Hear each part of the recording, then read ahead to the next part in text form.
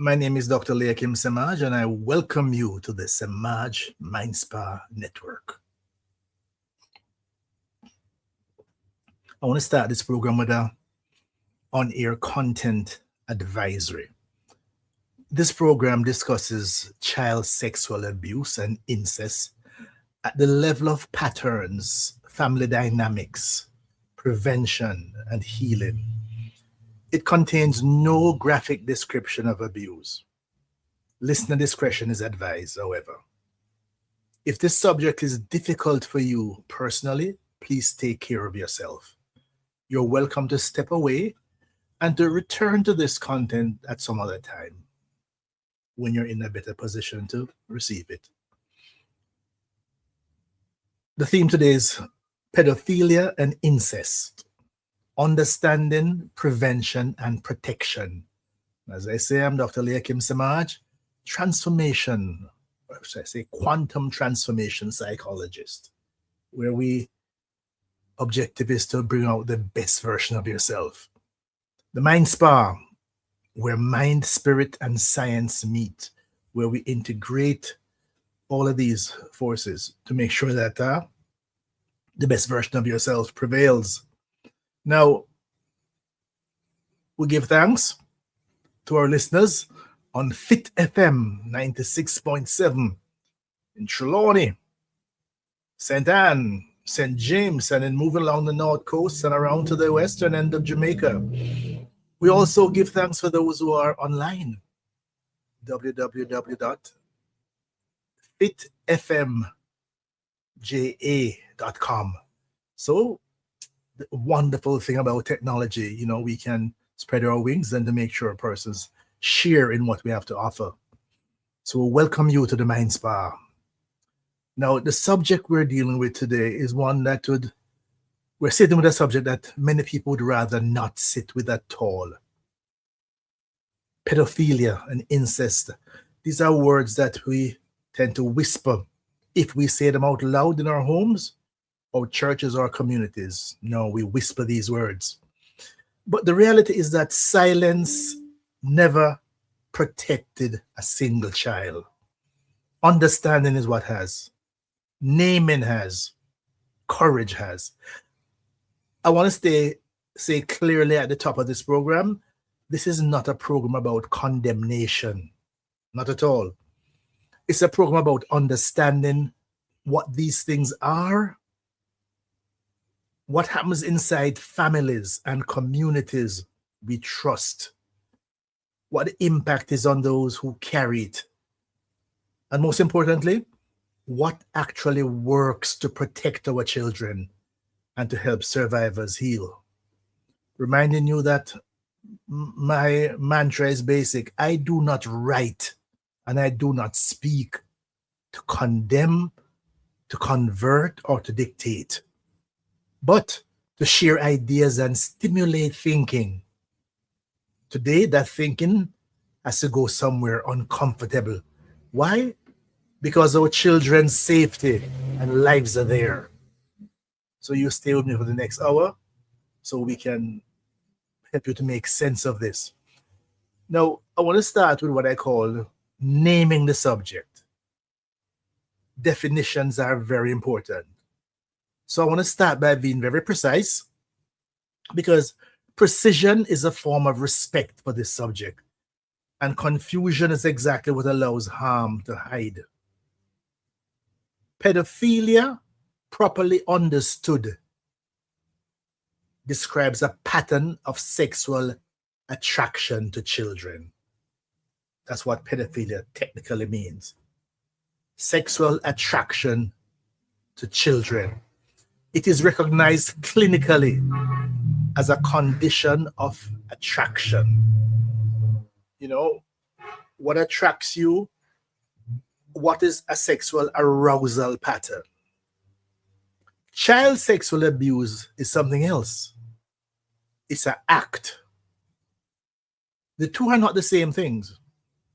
And the distinction matters, because most people who sexually abuse children are not necessarily clinically pedophilias. Many of these people are relatives, family friends, caregivers, people in position of trust who exploit access and power. Understanding that broadens where we look for risk rather than narrate into a stereotype of a stranger in a raincoat. Now, incest, in the context we're discussing today, is sexual contact between family members where there's abuse of trust, authority, or power. Most often, an adult against a child, or an older sibling or relative against a younger one. It is fundamentally about violation of the protective role a family is supposed to play. Now, I want to be very clear about something, because people hear attraction is a condition, and I think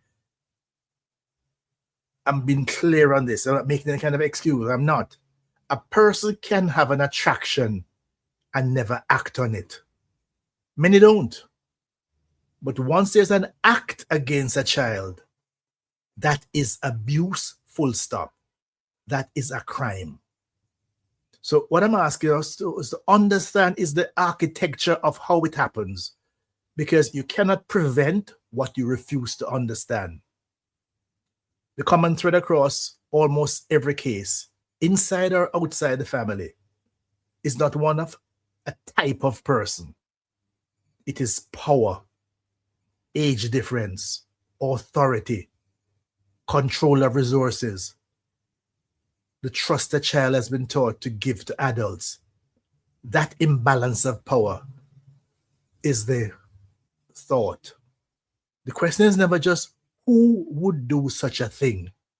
The question that protects children is, where does unchecked power over a child exist in our home or institution? That's where we start. I want to share with you a little story that was brought to my attention in a very direct way.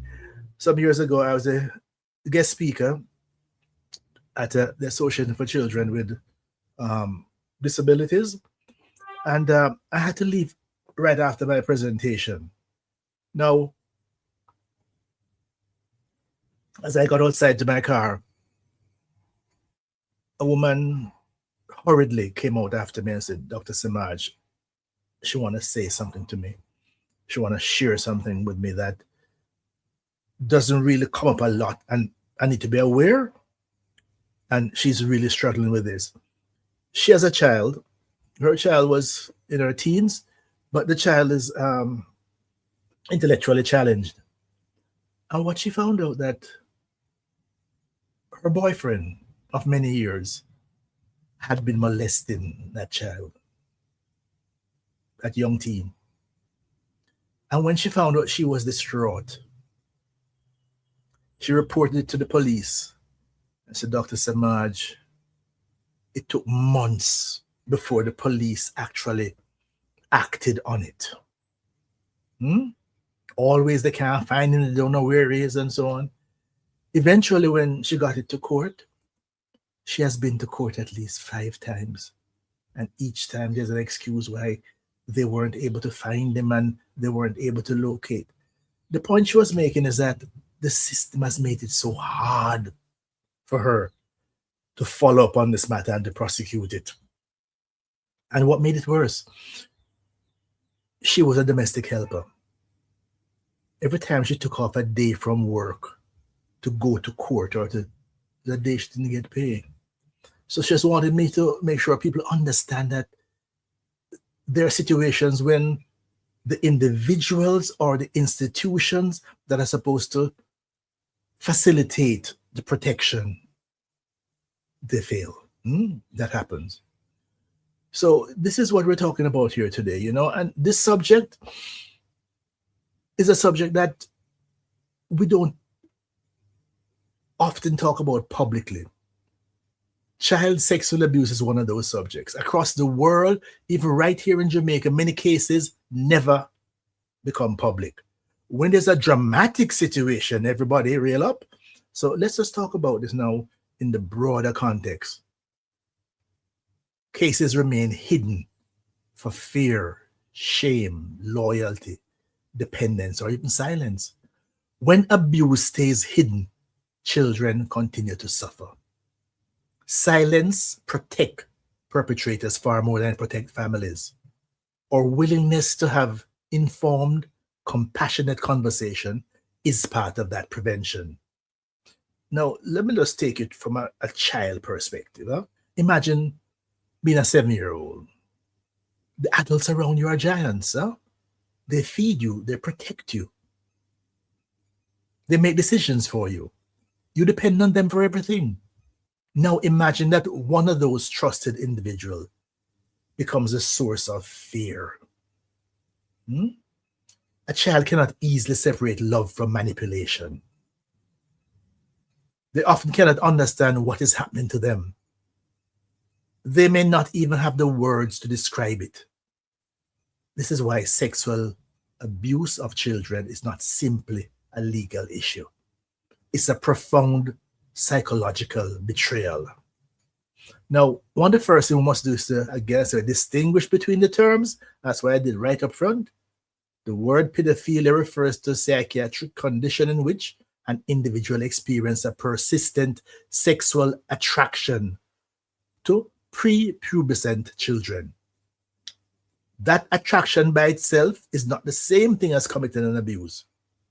Child sexual abuse is the act of exploiting or assaulting a child.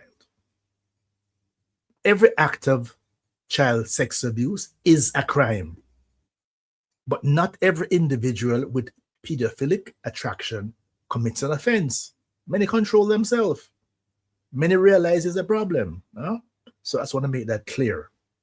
Now, incest is the case of adults abusing children. Some involve even older adolescents abusing younger children. So we're going to talk more about this as we get into this topic. Now, why these things happen? But many times they stay buried for years, sometimes for a lifetime.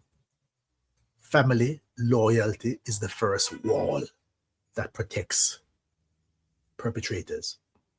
Children or even adult survivors carry an instinct to protect family unit, even the very people who harm them.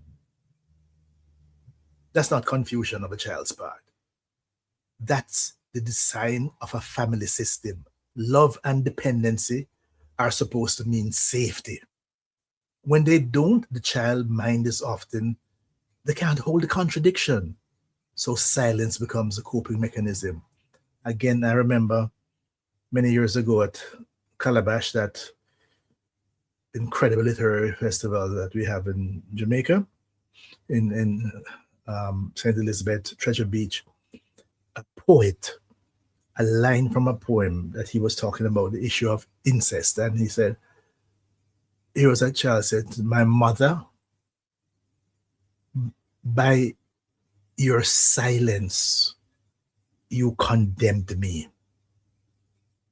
My father, by his behavior, destroyed me. What the poem was about, that there was incest in that family where the father was having sexual relations with the little girl.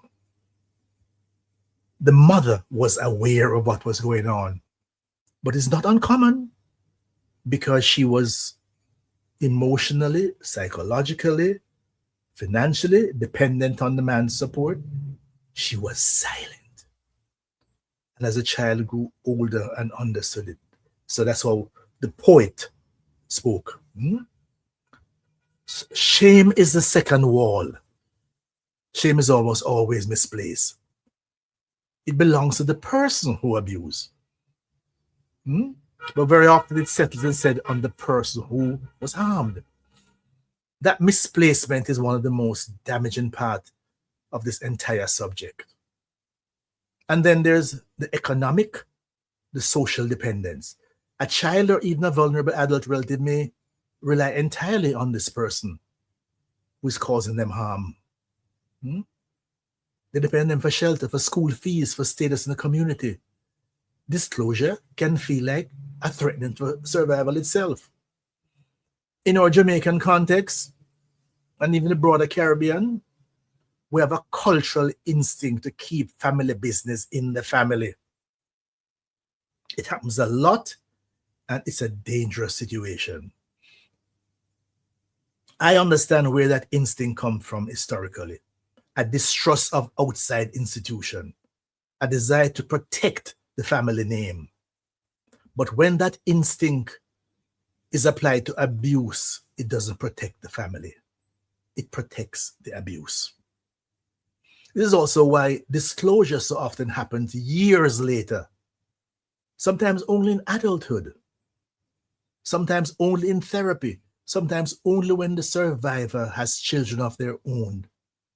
And a new kind of protectiveness awakens something in them. I want us, as a listening community, to stop asking survivors, why didn't you say something sooner? Huh? And start asking ourselves, what did we do to make the cost of speaking up so high? Silence isn't protection. Silence is very often the thing that allows harm to continue. Now, there are things that take place inside family systems. And I tell you, I'm not speaking about any specific case which may or not happen soon. I was invited on a number of radio and television programs to discuss a case, and I declined because, you see, what many radio stations are and TV stations are, they like sensationalism, they like sound bites. But in terms of the kind of time, if you're giving me 5 minutes, 10 minutes to talk about this subject, you're not helping anybody. You're just trying to drive your own ratings. So that's why I've dedicated an entire 1 hour to this, so that we can literally inform ourselves. So let's move into the family system. Not to hand anyone a checklist, because that can be misused, but to talk about the broad conditions that researchers and clinicians point to again and again. The first issue is this thing called secrecy. Families where certain subjects simply cannot be discussed, where children learn early that some things are not to be talked about, create the exact environment where abuse can continue undetected. I've had situations, where a woman has come to see me, more than one, when she's now an adult, but she's having some problems with emotional attachment and commitment, and every time a relationship gets closer, she pushes the person away. And then when she's talking to me, it's for the first time, she's disclosing that she was abused by her uncle. She was abused by her older cousin. She never said anything to anyone. So each time there is a relationship building, and it gets to that point where the closeness, it turns itself into something ugly. Blurred boundaries between generations is another. When a child is treated as a confidant, a substitute partner, or is isolated from trusted adults by a caregiver, that isolation itself is a warning sign. Not because they're always mean abused, no, but because isolation is a mechanism that abuse depends on. And here's, I think, the single most important thing I can say.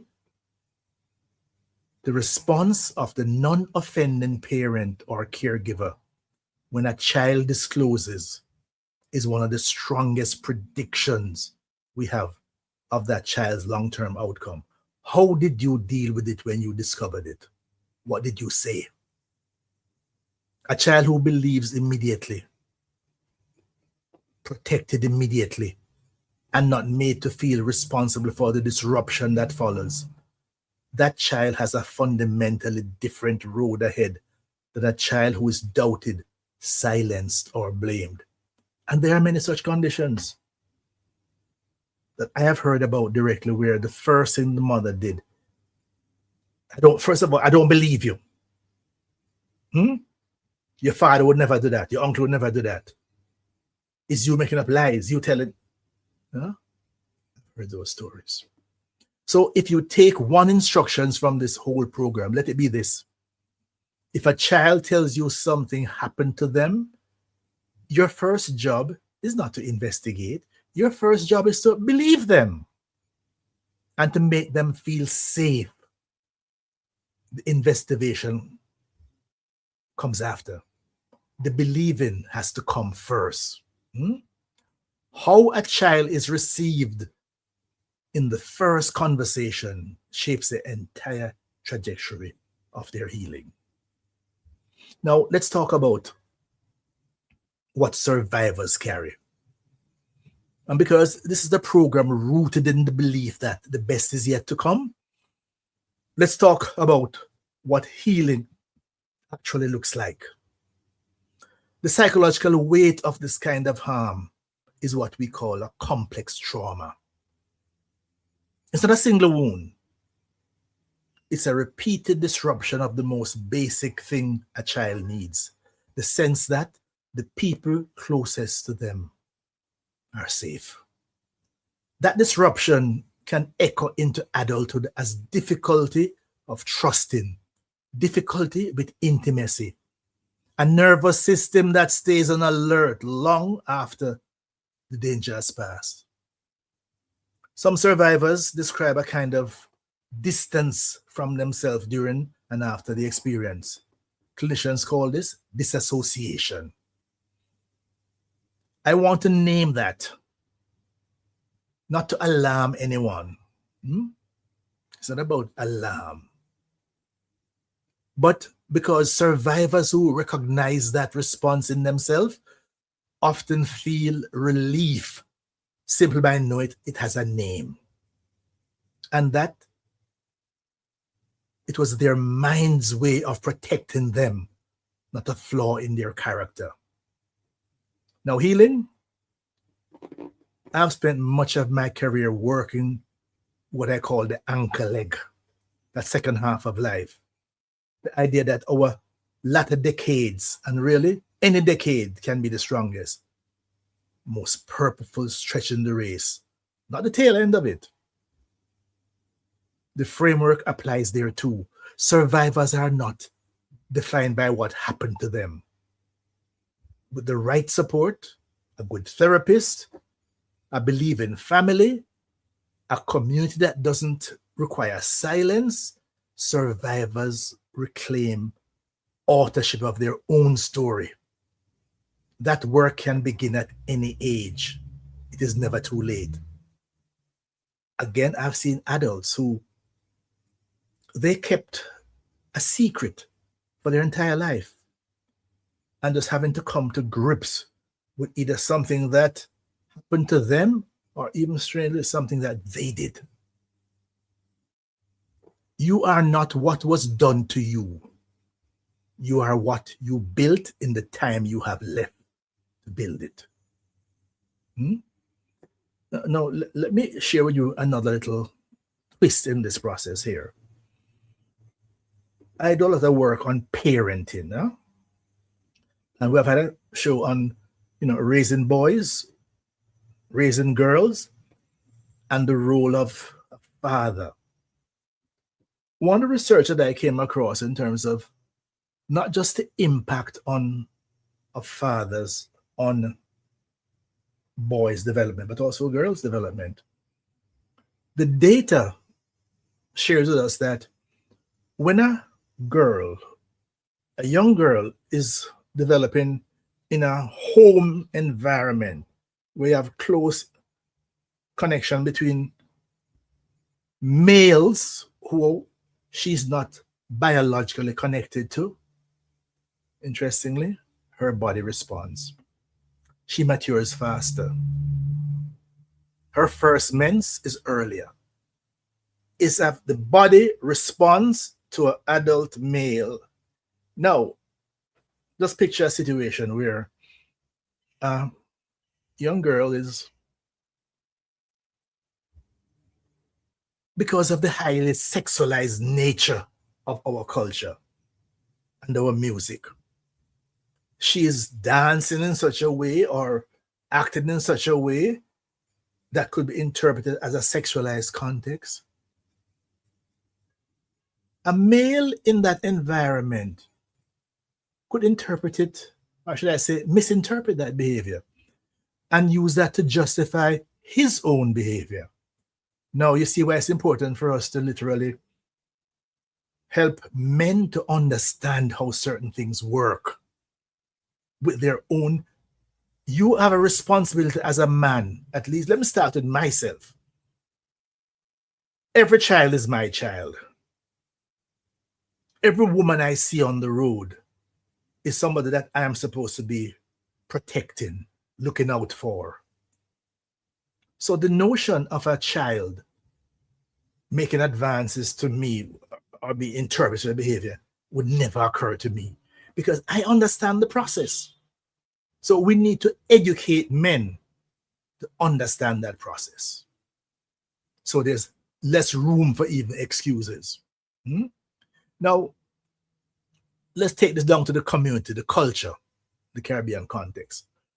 Let's widen the lens now from the family to the community. Because in Jamaica and across the Caribbean, the subject sits inside a very particular cultural landscape.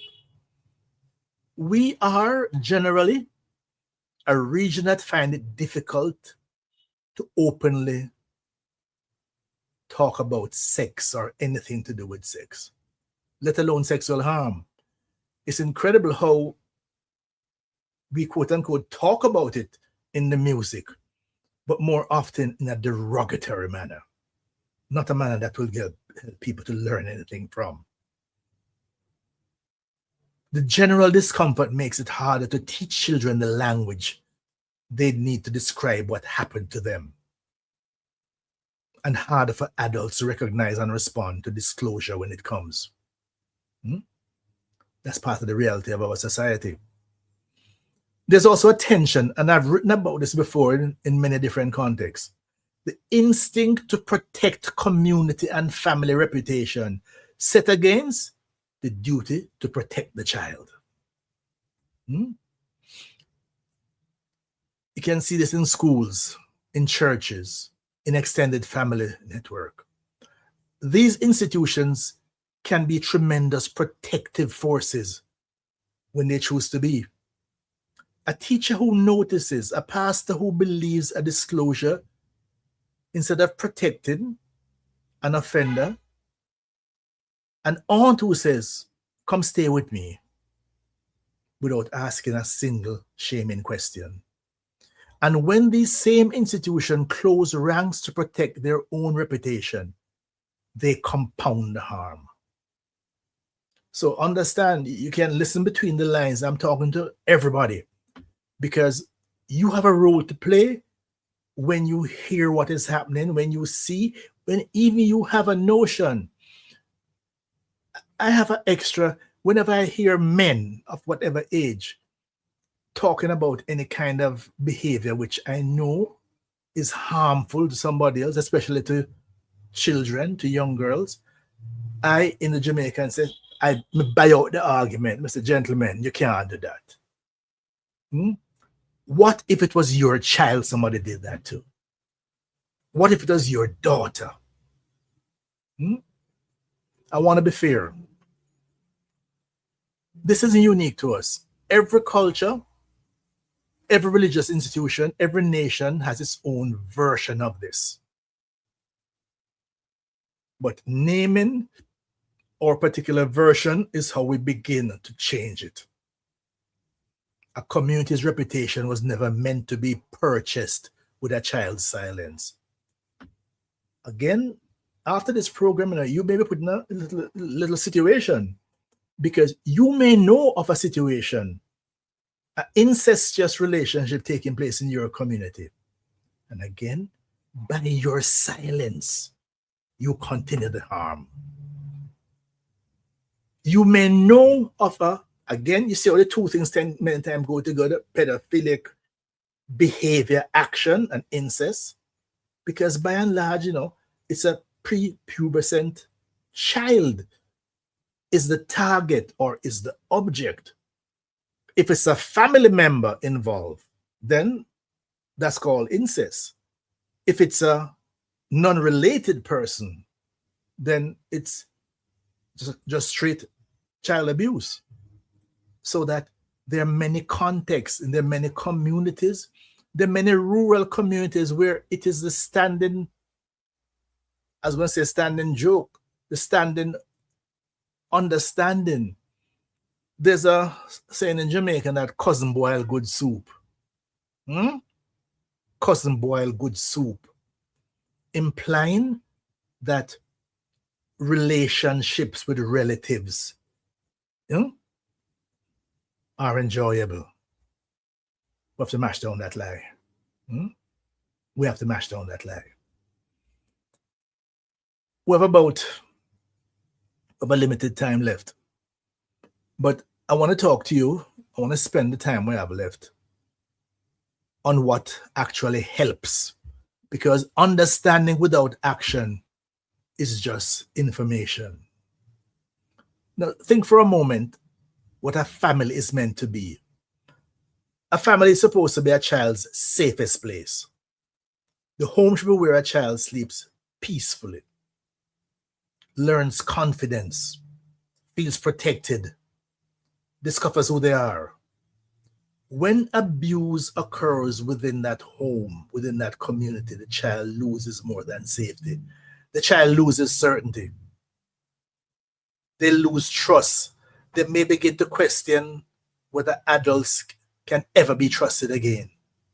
The psychological wound can last far beyond childhood. Now, one of our society's greatest myths, many of us grew up with hearing the warning signs, don't talk to strangers. But of course, children should be cautious around strangers. But research from many countries consistently show that most child sexual abuse is committed by someone the child already knows. A family member, a neighbor, a family friend, a coach, a teacher. I learned about a woman shared a situation with me when growing up as a child, where there was a visiting pastor who her parents allowed to overnight at her house when she was a child. And on numerous occasions, that visiting pastor put question to her, in the Jamaican parlance, physically attempted to abuse her. So it can happen in many instances. I'm sharing this here because many of you know similar circumstances. Yes, a teacher, a religious leader, a caregiver, someone who they welcome into their family. I had a case years ago where a teacher came to see me because he realized that he was, shall I say, skated on thin ice. He described his upbringing as a very strict mother who was also the headmistress of his school.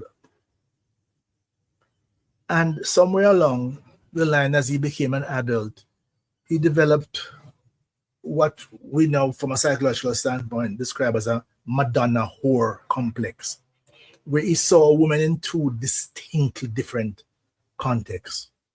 Madonna, mother of God; whore, prostitute. But interestingly, the only context that he could be sexually aroused and interested was if he was in a situation where the woman was far removed and beneath him socially. So he would visit brothels, or as they call whorehouses, in the more seedy part of the city. But he was also a teacher. And he was mentioning that at the secondary level, these young girls, oftentimes, he experienced them making advances to him. And he was troubled by what he said to me, that he had not acted on it, but he had been tempted many, many times. But the good thanks is that he sought help because he knew that his behavior had the potential for crossing the line. That's the reality. So this reality changes how we think about prevention. Protection cannot only rely on warning children about strangers. It also requires creating a safe environment. Now, why is this difficult to accept? One reason these cases are so emotional challenging is that they often involve people we admire. A respected elder, a successful professional, a beloved relative, someone who appears generous and caring in public. We naturally struggle to recognize and to reconcile those images with the possibility. But abuse does not always wear an obvious face. Those who exploit children often work hard to appear trustworthy. They may be charming, helpful, respected, and deeply involved in community life. This is where prevention deepens and depends on behavior, boundaries, accountability, and not just appearance. Child sexual abuse is fundamentally about power. Adults have greater physical strength, greater authority, greater life experience, greater control over resources. Children depend on adults emotionally, financially, and socially. That imbalance makes genuine consent impossible because of that power distance. When an adult exploits that imbalance, the harm extends well beyond the physical act. It teaches the child that power can be used to dominate rather than protect. You may ask then, why do children stay silent? Want a question? Why didn't the child tell somebody? It sounds simple, but it's a very complex and complicated answer. Children may stay silent because they are frightened, because they feel confused, because they fear punishment, because they believe nobody will believe them, because they worry about that if they were to tell the story, it would destroy their family. Imagine an 8-year-old believing, if I tell, daddy will go to prison. If I tell, mommy will cry. If I tell, our family will break apart. These are impossible burdens for children to carry. Many survivors remain silent for years, not because the abuse didn't happen, but because they were trying to survive. Now, what about the community? Protecting children is not only the responsibility of parents. Teachers matter. Coaches matter. Churches matter. Healthcare workers matter. Neighbors matter. Extended families matter. Every adult who interacts with children has a role in creating a safe environment. Child protection is a community responsibility. We can even add another dimension to this. The fact that so many young children now get to and from school by public transportation, which in Jamaica is largely unregulated, with people who are, as Gwen said, barely trained even in the act of driving, much less the broader context. That's a whole other dimension. Now, the question is, what kind of society do we become when children feel that it's dangerous just to live? This question deserves full reflection. We have serious work to do. Now, for parents and caregivers, age-appropriate body safety education for children is a must. Not fear-based. We're not trying to frighten children about the world. We're building their confidence and their body. A child who has been taught that their body belongs to them and that no secret is too big to tell a trusted adult. Trusted was starting with your mother and your father. And that they will be believed is a child who is measurable, harder to silence. Second, trained adults around children, teachers, pastors, coaches, extended family, to respond to disclosure the right way. First, believe the child. Calm first. Investigation and reporting comes after, through the proper professional and legal channels, not through interrogation, even though well-meaning, but untrained relatives.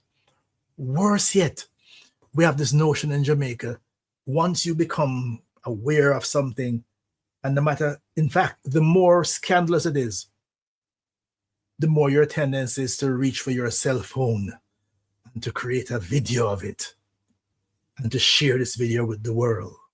We got to stop that. Thirdly, at the community level, we have to normalize therapy seeking. Reduce the stigma for a survivor who comes forward as an adult years later. That person did not fail to speak up sooner. They spoke up exactly when they were finally safe enough to do so. Now, I know that some of you even listening to this program, hearing this now, it may be bringing back memories that you had held deep inside. You maybe now feel a little safer, a little easier with it. But it is still there, and you're recognizing that it has been operating just below the surface of your existence. It is not too late to seek help. Fourthly, again, those of you carrying the attraction, now listen to me carefully now. Those of you who may be carrying an attraction you're frightened of, or who worry about a family member behaving around children, please know that professional help exists specifically for prevention before any harm occurs. I shared you the example where that man came to see me. And I guess it was in the discussion, he was even actually able to, because here this man was a trained teacher. He understood the antecedents of his condition, where just the nature of his upbringing made him into the man that he now was. And the way he was behaving, he understood that he was getting closer and closer to crossing the line. So I'm suggesting that those of you who understand, who even out of this, you recognize that your interests, your arousal pattern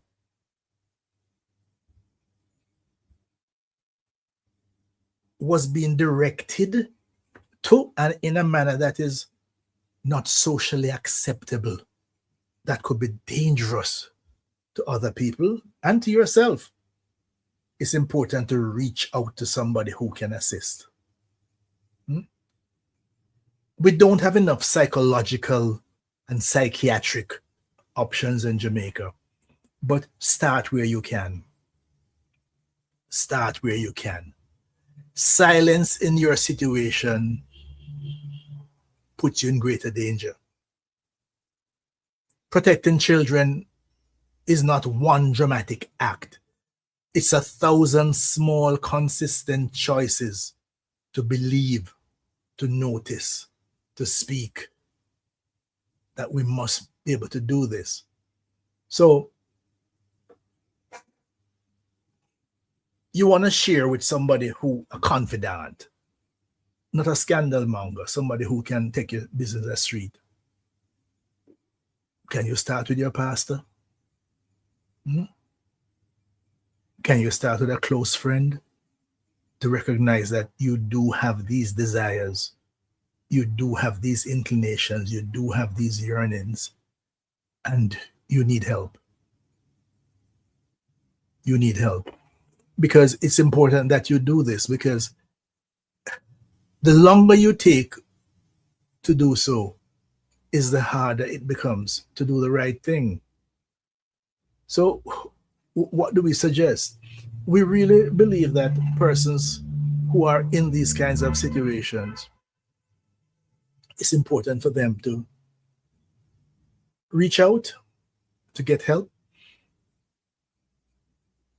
because oftentimes just depending on their own will, their own decision, yes man, I'll be able to control myself, that may not be enough. So that the situation is such that they may have to, it may be useful for them to find a situation where they can get help. Now, the problem is that we don't have enough such forces available. If you talk about just the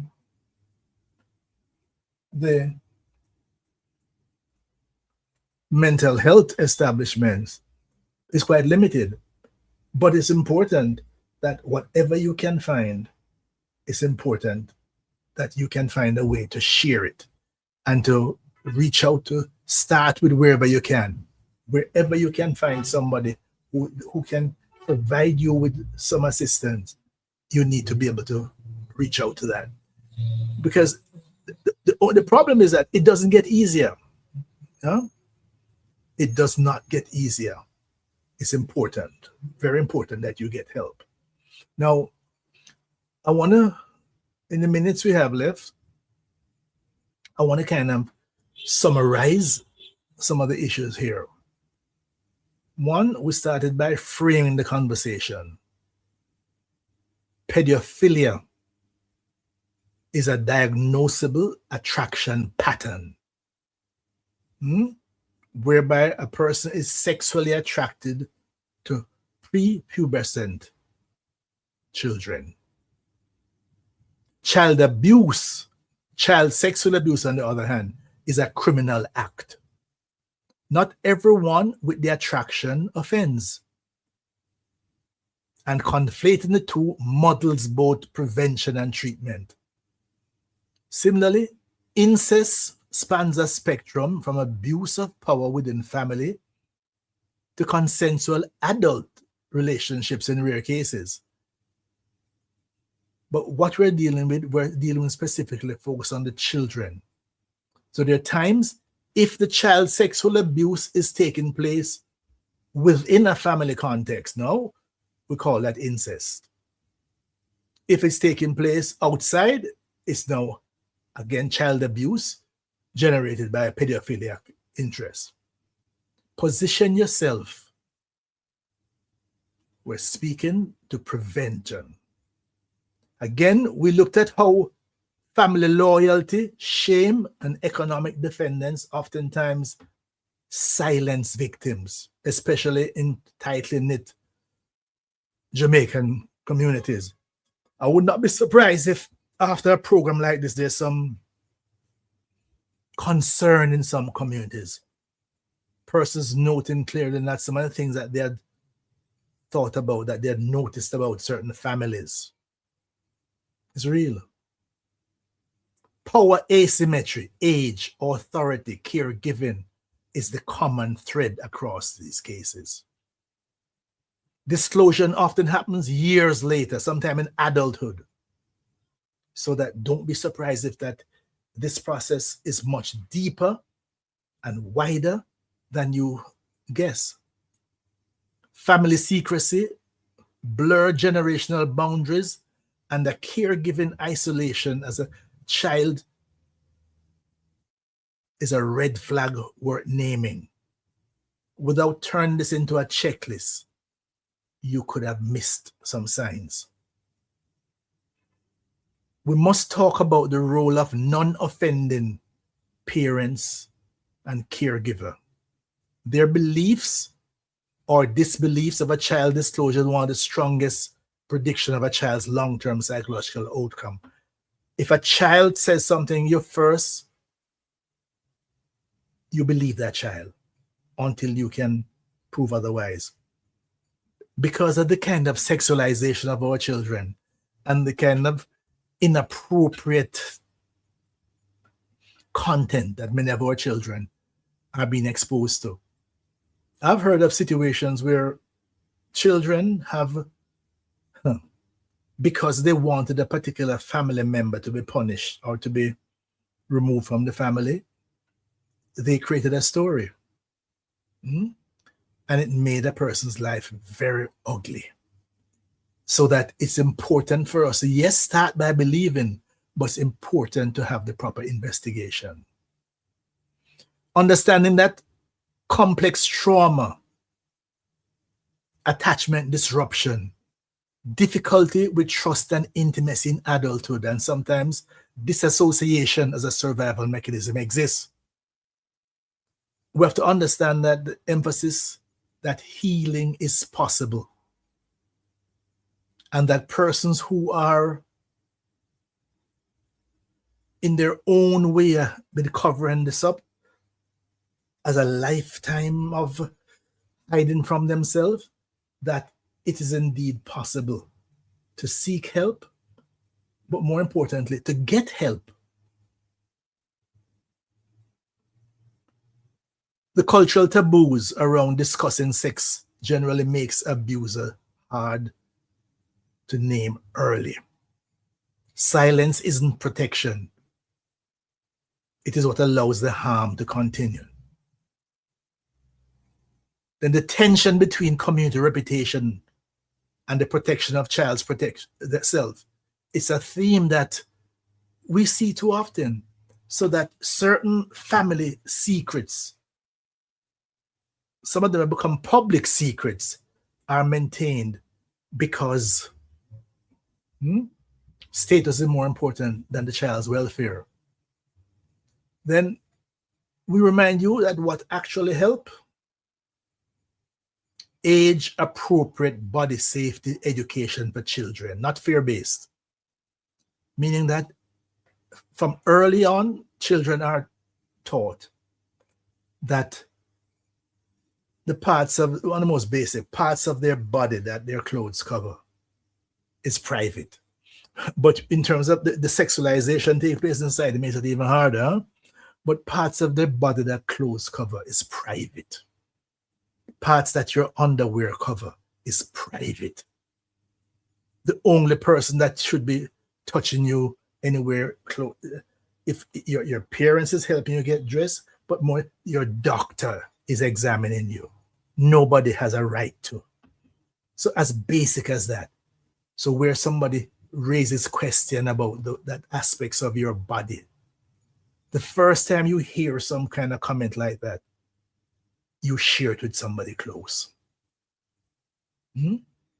Share it with somebody, that somebody said so and so, somebody did so and so. Because many times it starts with a precursor. It starts with sometimes some innocent type activity. But make sure the child understands. Train caregivers and teachers to respond to disclosure with belief first, investigation second. How a child is received in the first conversation shapes their entire recovery trajectory.